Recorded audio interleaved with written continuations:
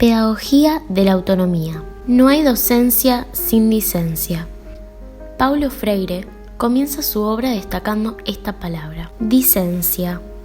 Pero, ¿a qué se refiere? Utiliza este término para dirigirse al conjunto de funciones y actividades de los educandos. Le resulta casi imposible hablar sobre docencia sin pensar en el alumno, ya que enseñar no existe sin aprender, y viceversa. Al mismo tiempo, se cuestiona la enseñanza, de modo que existe el falso estereotipo de que este proceso se basa únicamente en transferir conocimientos, sino que es crear las posibilidades de producción del conocimiento. Sin embargo, se cree que el que debe crear estas posibilidades es el profesor, cuando en realidad es recíproco. Un docente, aunque tiene el deber de formar a su alumno, también se forma y se reforma a sí mismo durante el proceso. Entonces, para crear un ambiente propenso para que se produzcan los momentos de aprendizaje, una clase debe contar con una serie de características que existan desde ambas partes,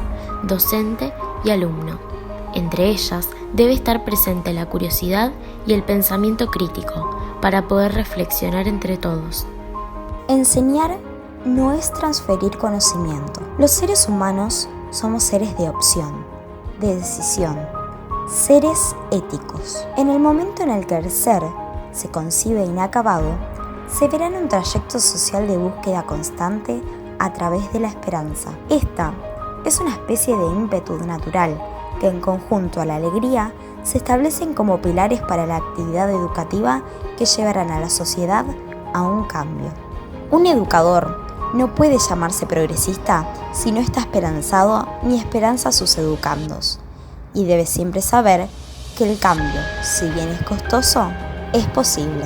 Siendo inacabados, los humanos pueden saber que son condicionados, pero siendo conscientes del inacabamiento, pueden superarlo. Ser conscientes es lo que hace a los humanos sumergirse en la educación como un proceso permanente. Dentro del aula, por parte del docente, esta conciencia debe estar presente en todo momento. De no ser así, solamente se rechazaría la libertad de pensamiento del educando. Ya sabemos que la inconclusión es el principio de la educabilidad. Es por esto que la curiosidad tiene que ser parte del docente y también ser estimulada en el aula. Un docente que no pone en práctica su curiosidad no puede aprender ni enseñar. Es de suma importancia saber que el educando no solo debe ser capaz de aprender, sino de aprender. El ser humano es el único capaz de hacerlo. Es por esto que repetir una lección o memorizar no son realmente aprendizajes. Aprender tiene que ver con lo activo, con construir o apropiar el conocimiento, y esto solo puede realizarse al lado de un docente que incita a la curiosidad y a la participación activa. Enseñar es una especificidad humana. La educación es intervención en el mundo. Es intervención, es puesta en práctica, es ensuciarse las manos. Es dejar de ser un simple espectador para pasar a ser un actor comprometido con la realidad. Pero en tanto intervención, la educación puede apuntar al desenmascaramiento del orden imperante o a la reproducción del mismo.